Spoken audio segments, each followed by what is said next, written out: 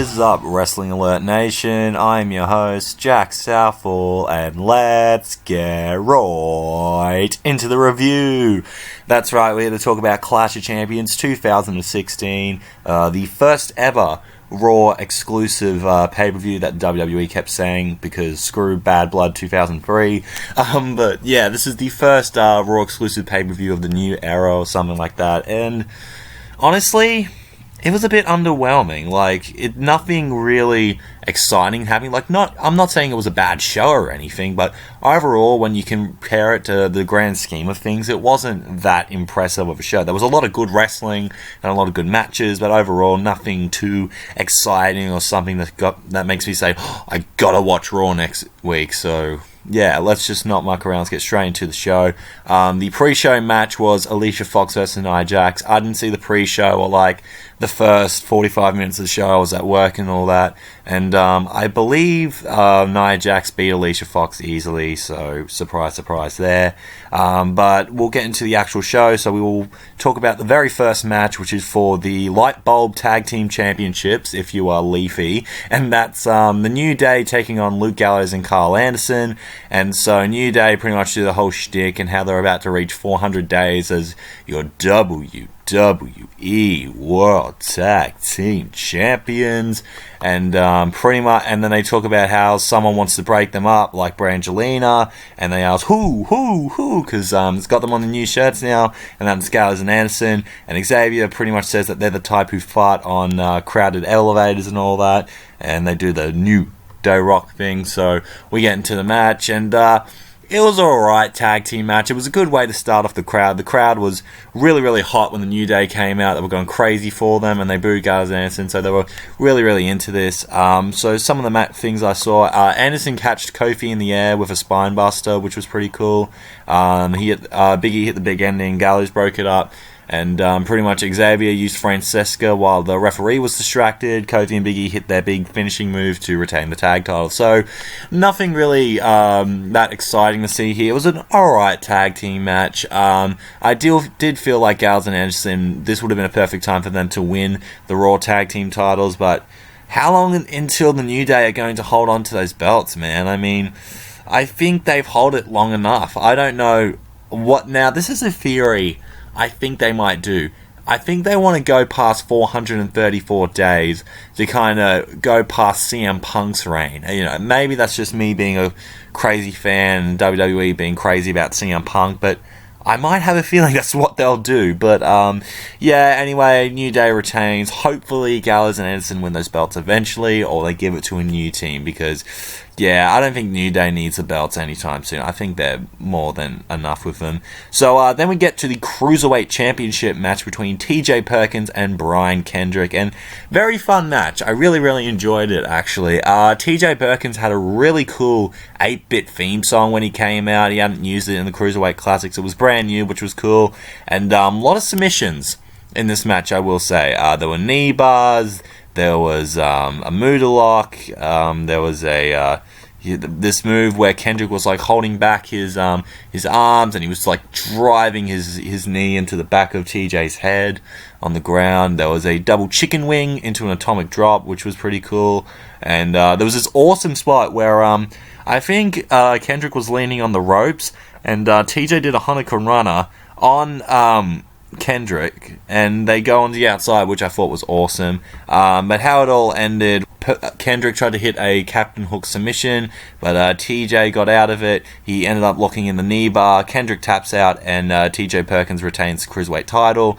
Then afterwards, TJ goes to get interviewed, but Brian Kendrick comes up to, hug him and, congratulate him for winning, until he headbutts him and leaves. So I think it finally cements that Brian Kendrick is a heel, or maybe he's just frustrated. I guess that kind of makes sense. But yeah, really good match. Really, really enjoyed it. Very exciting. A lot of cool moves. I liked how there was a lot of submission involved, and TJ was doing a lot of cool stuff. That Hanukkah runner spot was just my favorite of the match. And yeah, really, really good stuff. I'm very excited for the Cruiserweights, honestly, and I'm excited to see who else is going to face TJ Perkins for the Cruiserweight title. Who knows? Maybe this could be a rematch and a feud between TJ and Bryan. That would be pretty cool. So then we get to the final match, thank God, in the best out of 7 series between Cesaro and Sheamus. And you know what? Out of all of their matches, this was probably the best, honestly. Cesaro decided, you know what? I'm going to turn into Rey Mysterio tonight, because he did that, you know that thing where what Rey used to do, where he would run on the apron and like put his ball bags on his face? Well, he kind of did that as well. Kind of like when you go for a Hurricane Runner, but he doesn't flip back, he just lands on him. Like the shitty West Coast pop. And then he does a 619, because why not, eh? And then Sheamus ended up locking in the Cloverleaf, which is a really cool move. And you know what's even better? The Celtic Curse Backbreaker, which, that's such a cool move in my opinion. And then Cesaro decides to turn crazy. He does this suicide dive thing where he's kind of like doing a front flip at the same time, and he ends up landing directly on his head, which was just crazy to me. Just, Jesus, Cesaro, can you chill for a bit? I mean, your shoulder's fucked up wearing all those children's band-aids on it, but God, man, don't break your neck. Some other stuff that happened. So he gets an uppercut in midair while he's on the outside. There was a white noise, and then they start fighting in the crowd area, and they pretty much, they get knocked out. I think they might have hit their heads, or Cesaro hurt his shoulder, whatever, and it's a double count out. Really? Best out of 7 series, and it's a count out. Fucking hell, oh my God, that's really it. And like, even Cesaro and Sheamus wanted to keep going. If they want to keep going, let them go. But they're like, oh no, we're concerned about the safety. Bullshit, you never do it in any other friggin' match, so why this one? But, anyway, that's how it all went, double count out. A really damn good match, disappointing as hell finish. Hopefully this leads to something good, maybe a triple threat match for the US title, or maybe for the WWE title. That'd be pretty cool. But what I've been hearing is that this is going to lead up to a tag team between Sheamus and Cesaro. Alright, I guess.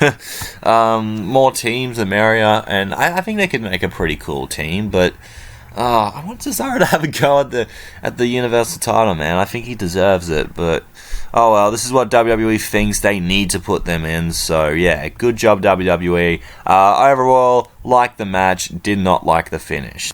After that match, we ended up getting Chris Jericho versus Sami Zayn, and yeah, this was actually very, very good. I really enjoyed this match. So pretty much Jericho, I think he like threw his scarf or whatever at Zayn, and Zayn's like, screw your scarf, and starts fighting him. There was a moonsault off the barricade, which was cool. And Sami Zayn did the big flip over the ropes that he always does. I think it's called the Toupe Con Hello, or whatever Corey Graves called it. By the way, Corey Graves, thank you so much for actually pronouncing the matches. That's why you're the moves, I meant. You're my favorite commentator at the moment.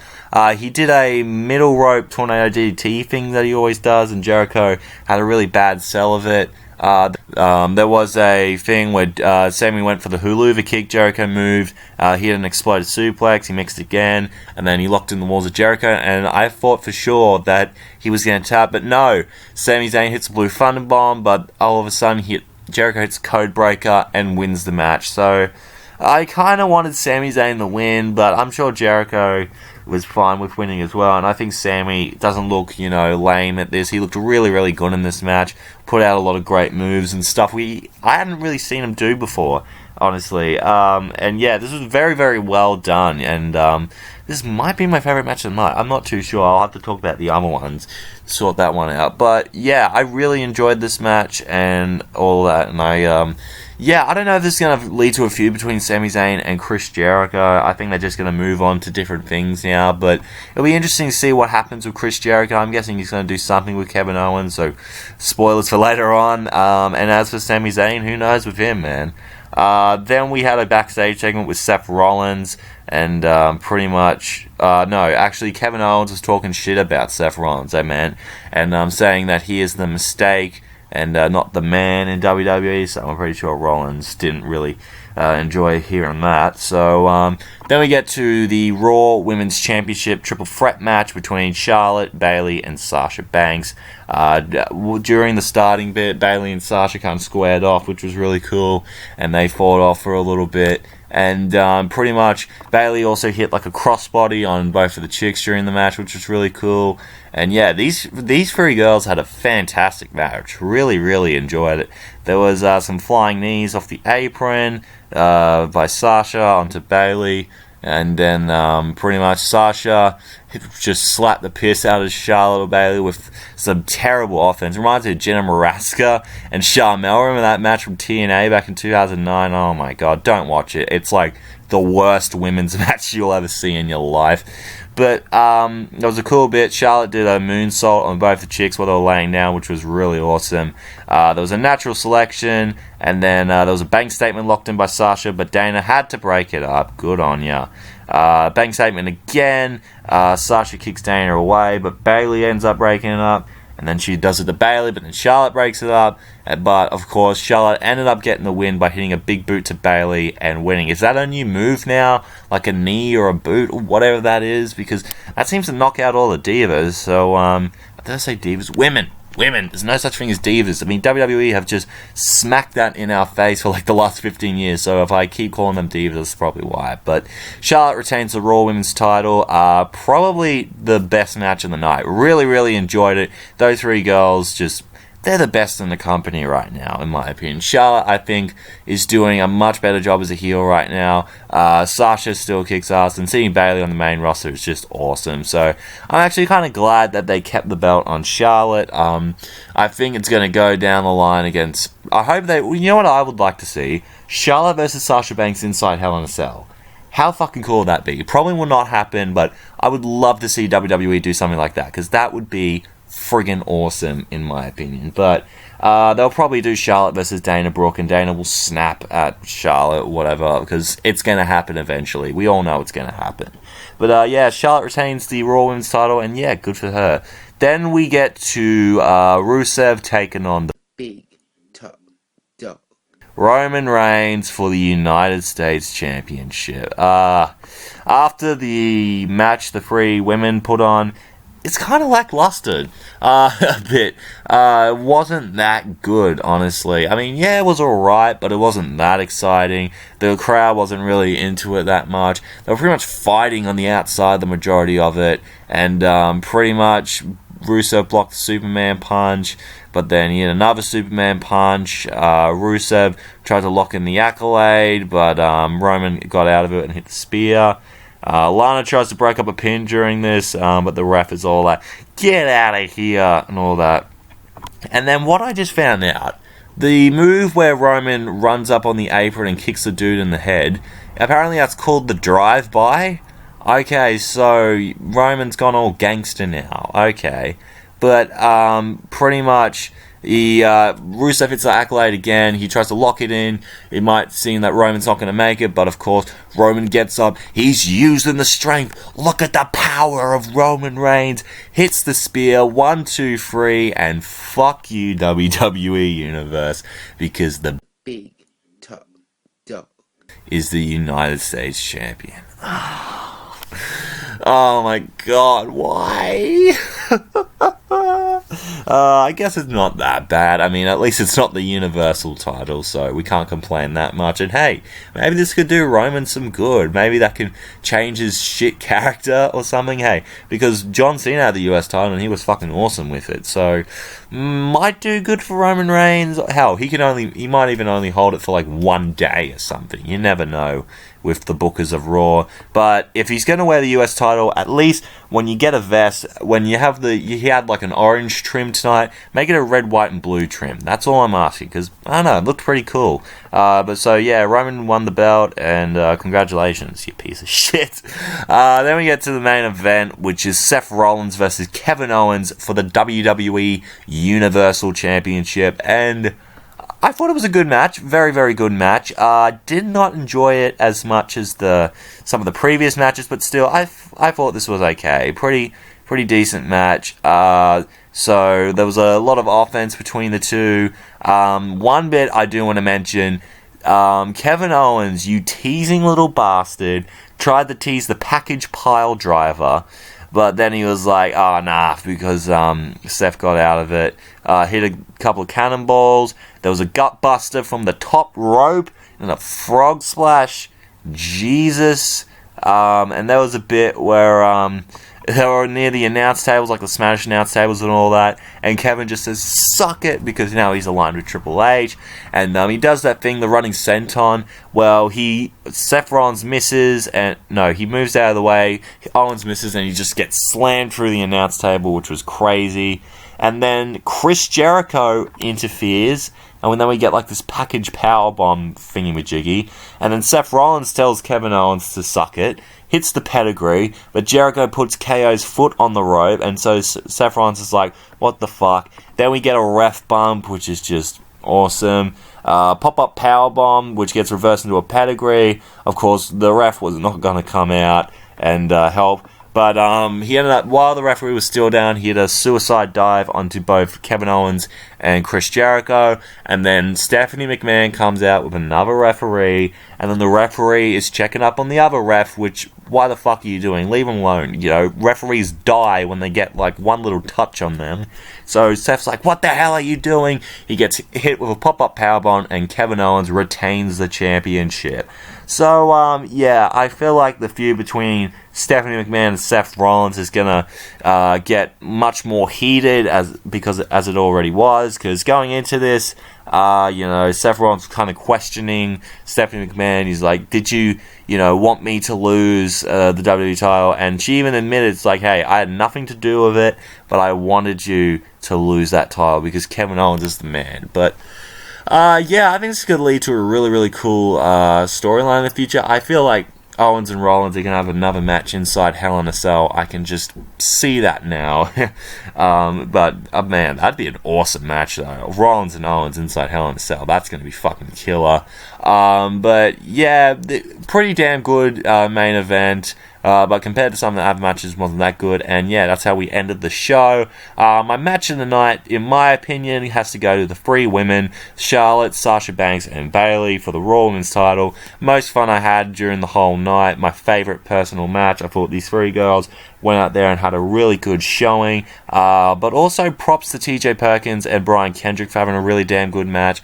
And also Sami Zayn and Chris Jericho. That was very good. How am I going to give this show? Honestly, I'm going to give it a 7 out of 10. And the reason I'm going to give it a 7 is because, which is a decent rating, because overall this show was decent in its match quality, but it doesn't have me thinking, okay, what will happen on Raw tomorrow night? It doesn't have me, on the edge of my seat thinking, oh, I have to watch Raw tomorrow night, because I'm kind of like, to most of it. Not like SmackDown. SmackDown I'm really, really impressed by at the moment. It's No Mercy is shaping up to look like an awesome pay-per-view, but this pay-per-view was a bit, in my opinion, but still, in-ring work was quite decent tonight, and that's what I thought of the show. So thank you guys for watching this video. I hope you have enjoyed it. If you did, make sure to leave a like, comment down below what you thought of Clash of Champions, and if you want to see more from me, hit that subscribe button. You're glad you did. Twitter and Instagram is at JackermanLol31 if you want to check me out there. Also check out the Bullshit Club, Mr. HTV in the 5/8. The links will be in the description below. Thank you so much for watching, and I'm out in 3, 2, 1.